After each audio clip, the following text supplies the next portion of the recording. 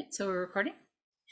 Hello, I am Dame Callandra. I'm in the county of Ravenscroft in the Kingdom of the Golden Plains. Also play SEA. In that I am Lady Serena Callandra from Shire of Adler's Rue in the Kingdom of Onsteora. And today we're going to be looking at how to make various wire pins and fibulas. Uh, Most of what I'm going to be showing is actually based off of some extant examples that were that were found in various areas. A lot of them are based off of Roman, but there are some others in there. If you look at a lot of the extant examples through many cultures, there was a lot of similarities in how their wire pins were formed. And it's a lot of just basic things that you can do with some simple tools. And there is a handout in the chat that just has some links to some pictures of some of those examples that we're going to take a look at. So now I'm going to go over to the other camera so we can look at what we're doing.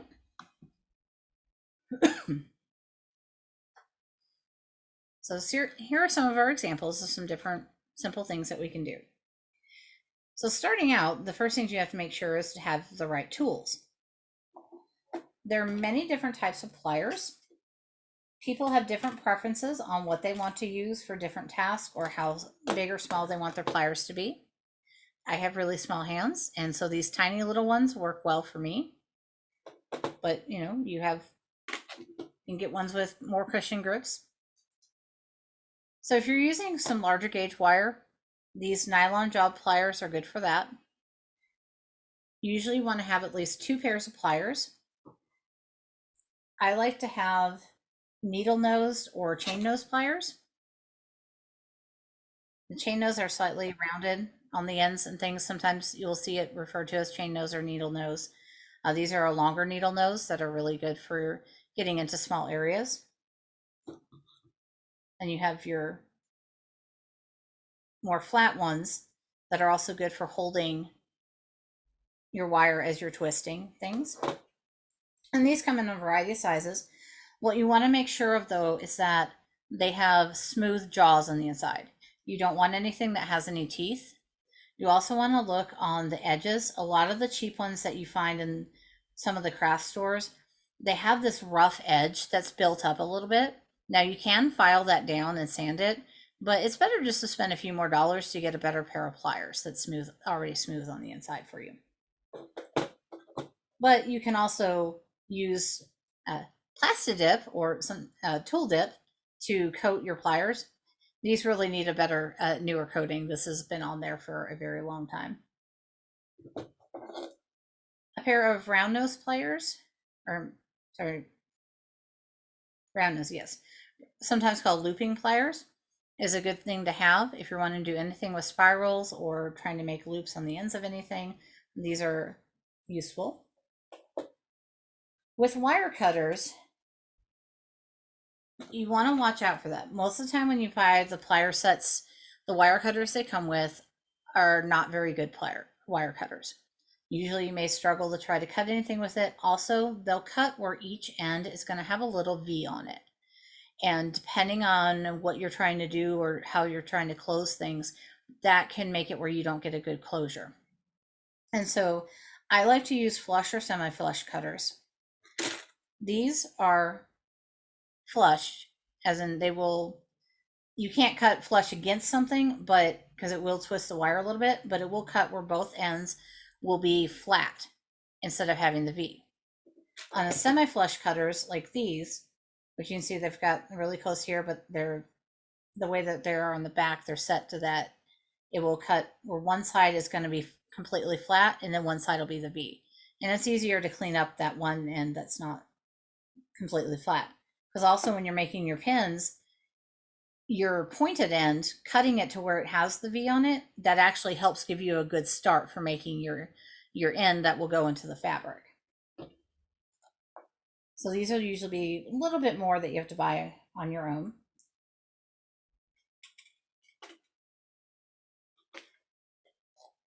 And also with your pliers, sometimes you will find some that are darkened, and that's fine. The trick is when testing it out on your wire, seeing how if it's making marks. If it's not making marks on your wire, then you're good. Most of the ones like this are be fine. There's some of them that they may come dark and may be just that they have oil on it, and you just need to clean it up a little bit, and they'll be great to use.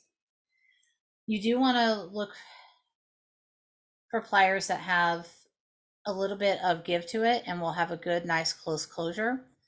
If it's really loose when you press it together, then it's going to affect the quality of the pin that you're doing. So now we're going to move on to the wire, because that's essential for making pins. Copper is a good wire to practice with and to make things with. You can get it fairly cheap just about anywhere, including hardware stores. A lot of times it's going to be cheaper at the hardware store than it is at the craft store.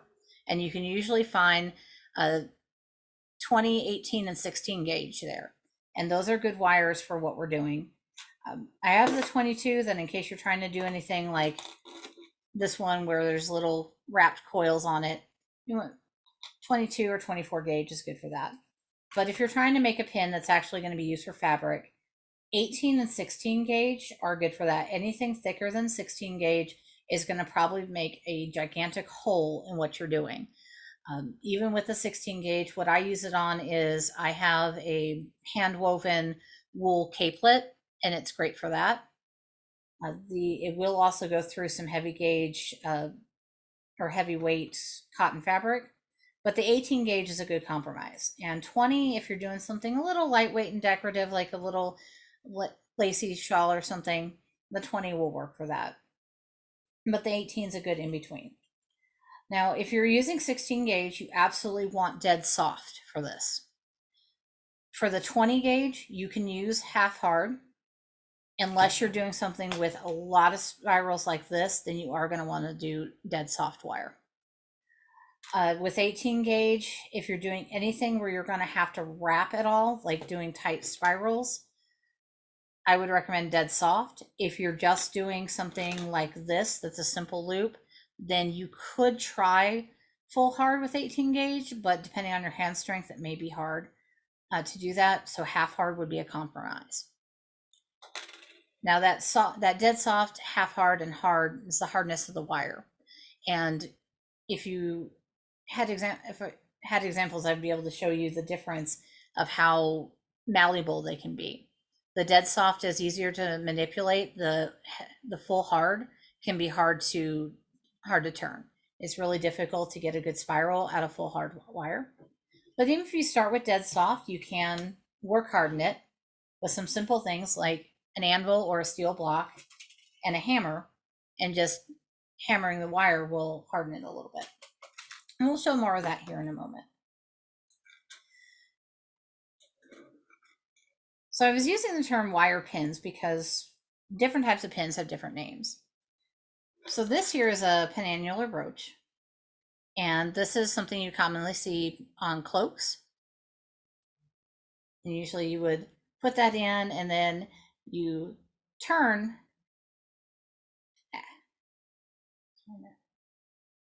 You would, once you had it pinned into your fabric, you would rotate the outer part, and it will keep everything in place there. And that's a fairly simple thing to start off with. And so I'm going to demonstrate how that works. So for this one, I'm going to use my 16 gauge, which is half hard. You need something to bend it around to get the shape. This is a wooden dapping tool that I use with a dapping block for dishing out metals to make concave shapes, convex, depending on whether you have it up or down. It's concave or convex. But you can use whatever you have around that's kind of a sturdy object. You could use a pill bottle or some sort of harder thing, nothing that has any give in it, like a glue bottle. And I'm just gently pushing that around it. And then I'm going to take my hammer. Rawhide mallets and rubber mallets that you may have for leatherworking are good for this because they won't mar the metal. But I'm just gently tapping it because if I tap it too much, I may start to flatten the wire. So I'm just tapping it a little bit around till it gets the shape. If you have a bracelet mandrel, this is a good thing to do with that, or a ring mandrel on the larger thing. So now I have my little basic round shape. And my ends are a little uneven, so I'm just gonna cut that to be even. When you're cutting, generally it does help to wear safety glasses, but I try to cut in my hand so that the wire pieces don't go everywhere, especially if you have cats and children around. Okay, so this one has a very simple shape. We just have the two little round things on the end.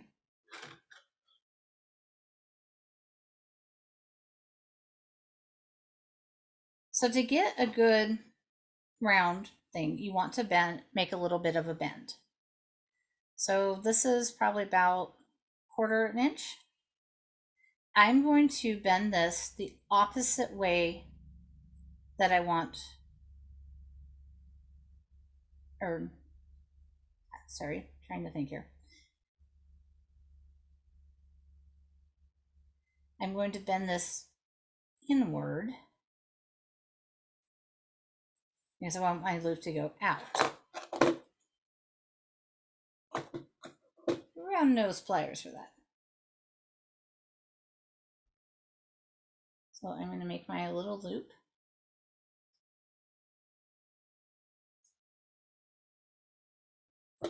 Now that just made a small one, so we're gonna, you can play around with the shapes of how you want to do things.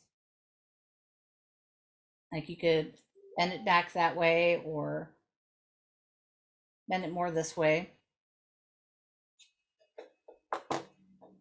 And really, I probably just made that too small. See, and that happens. That's why I cut extra wire. I make it longer. So if I don't like how I'm doing it, then I can fix it.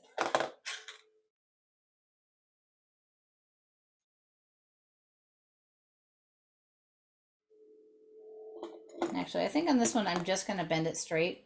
Sometimes making the little bend first helps, but on this one, I think it's going to work better to just make the loop. So we're going to do that.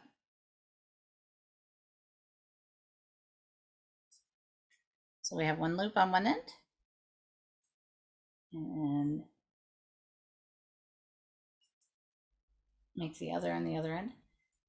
A lot of people will turn it in one motion. I'm not physically able to do that without issue. So do what works for you. A lot of how you may see me handle the tools may seem awkward because I'm doing what I have to do to compensate for my own disabilities. So there's more than one way of doing things. So on this one, yes, I just did the straight loop and that'll work out a little bit better.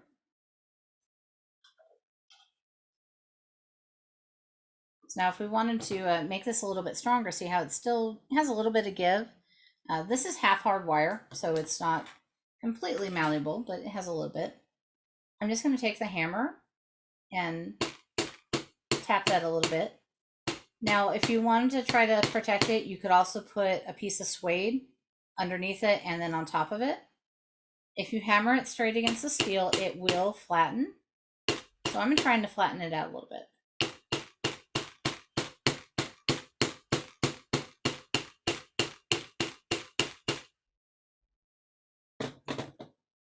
It's just starting to get just a little bit of the flatness.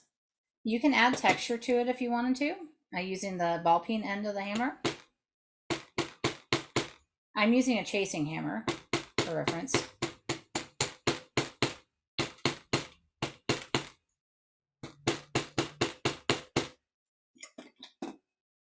See, it starts to catch things a little bit. You can see better on this one. This one I hammered flat and then I did the texture on it. And so as I'm working it, it's starting to close a little bit here. So that's where I can bring it back to my helpful little tool here. And just have that widen out a little bit. Tap it down again to the shape. And we're back to the shape that we want. Now for the pin part.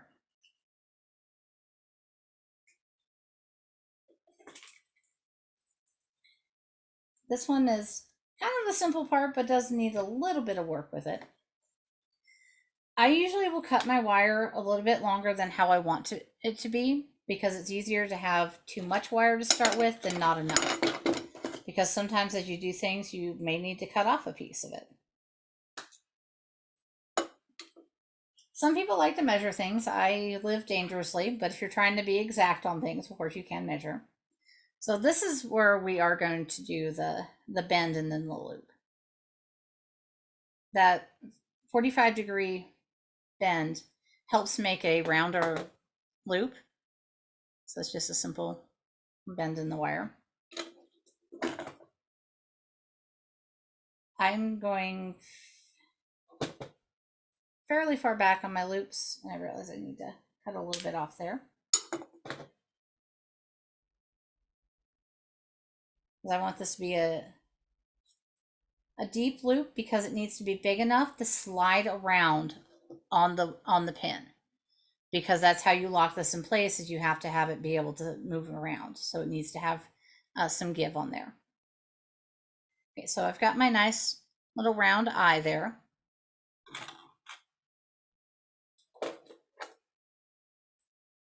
Now you could do the as is of just putting it on there and then closing it. So we're just gonna close that down. That's perfectly acceptable that you can just have it like that and then trim the end and sharpen it. But something else that you can do is you can hammer it to be flatter. I have an example of that.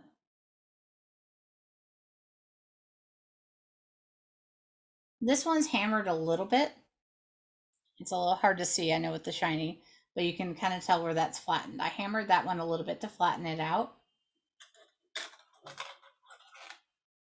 But for time, we're not going to do that today. Okay, so for this type of pin, this is a little bit too long. You're going to end up stabbing yourself with it. But I do want it to be longer than my outside points here. So, but just a little bit. Now I'm actually going to cut this at an angle. Cutting it at an angle will help you with getting a start on your point. So to make your point, you're generally going to need some files. You use whatever you have on hand. I have needle files. You can usually get in a set like this at a hardware store for less than $10. Most people, this will last them a really long time. I have a habit of breaking them, but sometimes they'll last a while. So I already have this at half a point here. And what I'm going to do is I'm going to file. Now, when you're filing, you always push the file in one direction. You don't want to do back and forth motion, but you do want to go on different parts of the pin. You don't want to just file it on one side, because we want to try to make this where it'll go through the fabric without leaving a gigantic hole or tearing your threads. Now with the 16 gauge, you wouldn't want to use this on anything that's fine, because it will destroy it. As I said, this is good for heavier woven fabrics, like bottom weights. It's hard to see. I'm just trying to gently file that to make the pin tip.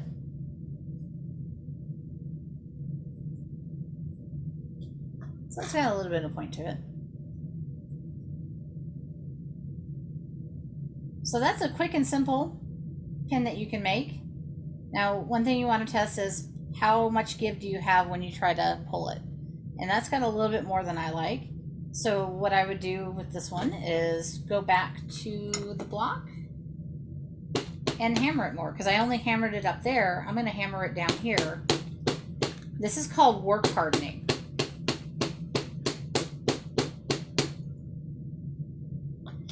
And even just a little bit of tapping will harden that up a bit.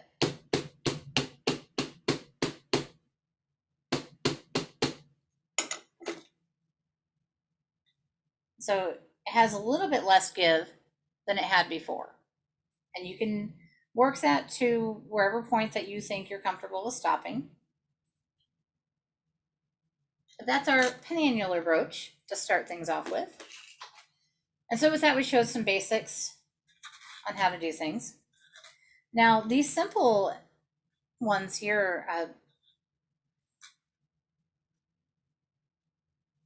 which are just simply called, usually referred to as bow fibula, are a fairly simple one to do. And something quick. And this is something quick and easy and practical that you can use for a variety of things, for decorative purposes. See, on this one, you want to make sure which end is going to be your pin end and which end is going to be the closure end, also known as the catch. So I am going to, it's not quite perfectly even because my bow part needs to be longer than my pin part. And we're just going to make a loop. Now this wire was working perfectly to make a nice little loop. If you're using brass wire, it tends to be a little bit harder, or something that's harder, and you may have trouble trying to make a smooth loop. And that's where you would just hammer down the part that's being an issue on there. Okay. So for the bow part, you could find something to wrap it around,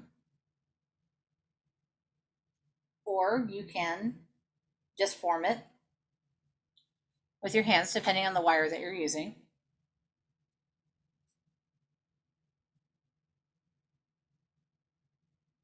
See, and I have this going on the outside, which you can do it that way, but it really needs to go the other way. There we go. So you're getting the basic shape with that.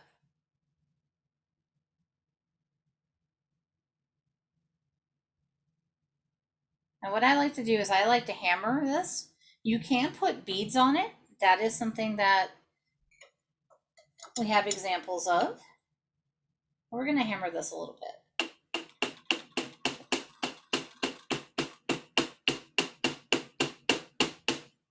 Now this one, I'm not just trying to work hard in. I'm actually trying to make this surface bigger so it bows out a little bit.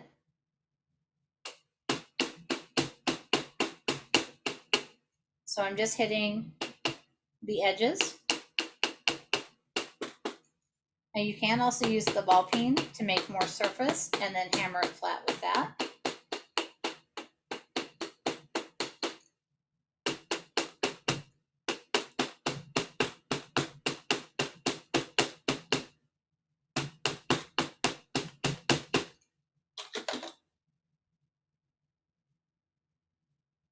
Okay. So this is the side that I was hammering. You see it's got a little more shine to it because we've been working with it, but it's flattened out more versus this side that hasn't been hammered, that's just round. So it gives you a little bit more of a decorative bit to it. And you can keep going with that. There is a point that you will reach that goes too far. That's why you practice with copper to get a feel for the metal versus trying to use sterling or something like that. So we need to make our catch.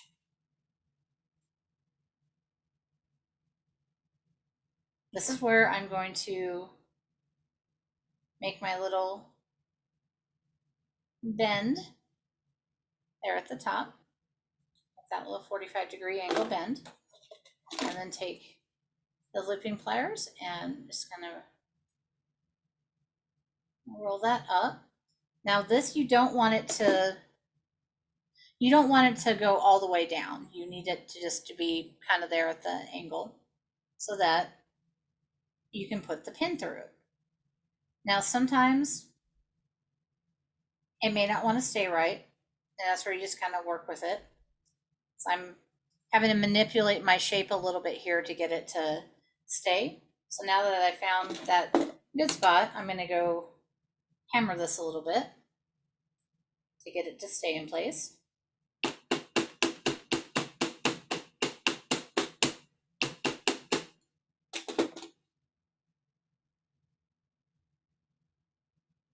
And then you've got your little bit extra of the pin, so that's where you would cut that off.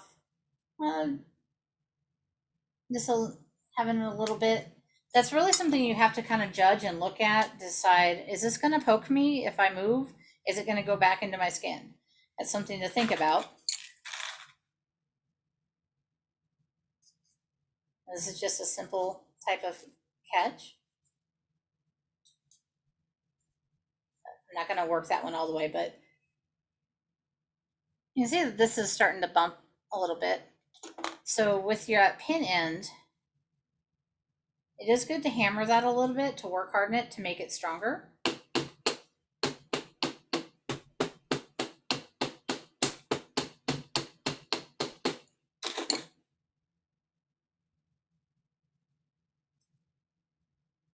And there's just a tiny little bow fibula.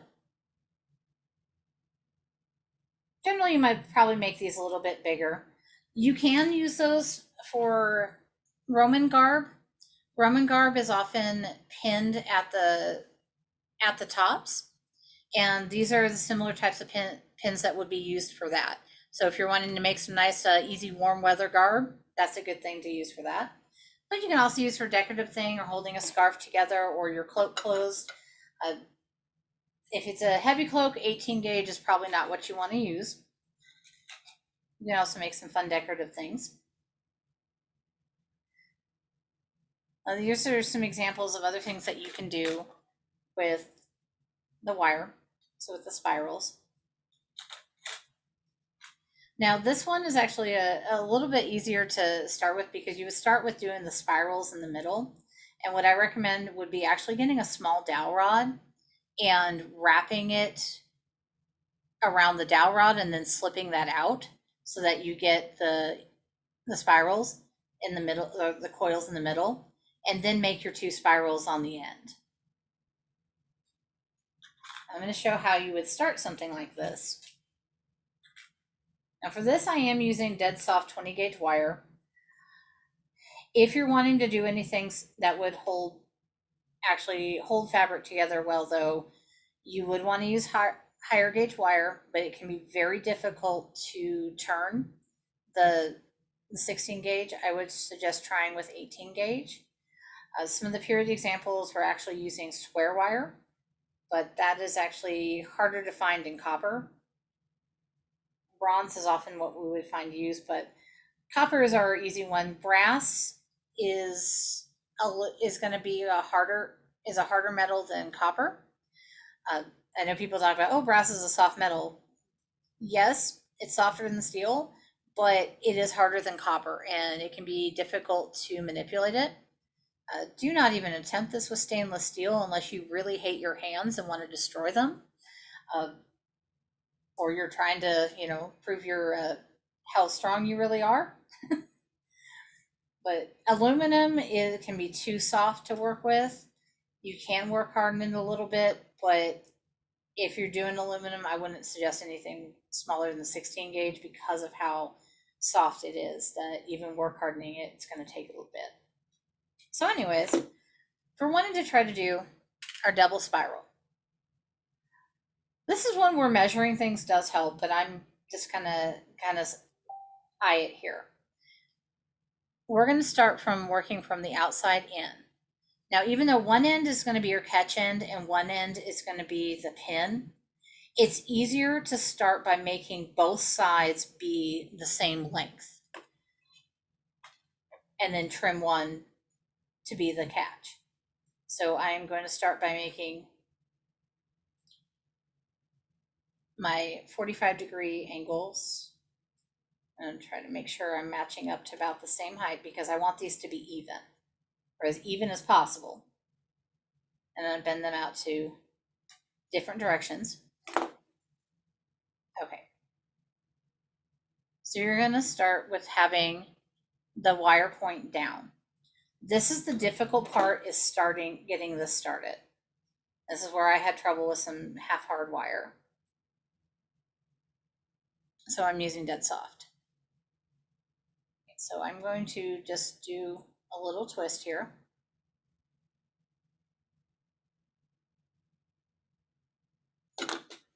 This is where you're going to have to play around which pliers are comfortable for you to use on this. I like these little guys. They're easy for me to hold. You have to try to, you're kind of going to be holding it and turning it and using a little force all at the same time. Because if you just, for a lot of people, if you just try to hold it and turn the wire, sometimes it won't turn very well. It just depends on what gauge and what type of wire you're using. So I'm just gently trying to spiral this a little bit. We're trying to make sure each layer is laying next to the previous one. And so you would do that on the other side too.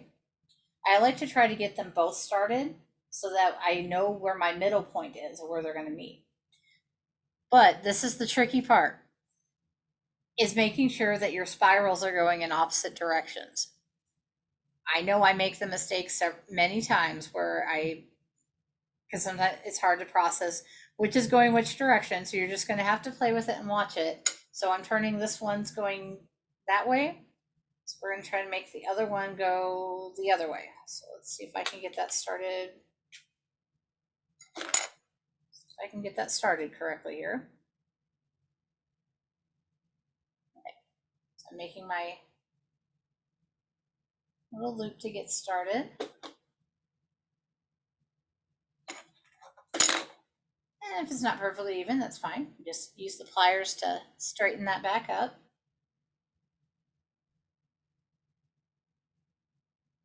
It can be tough to get the spiral started because you've got this piece of metal that's going down.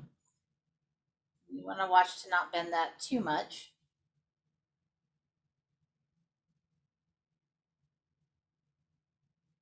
Okay, so this is how I can tell that I am going opposite directions.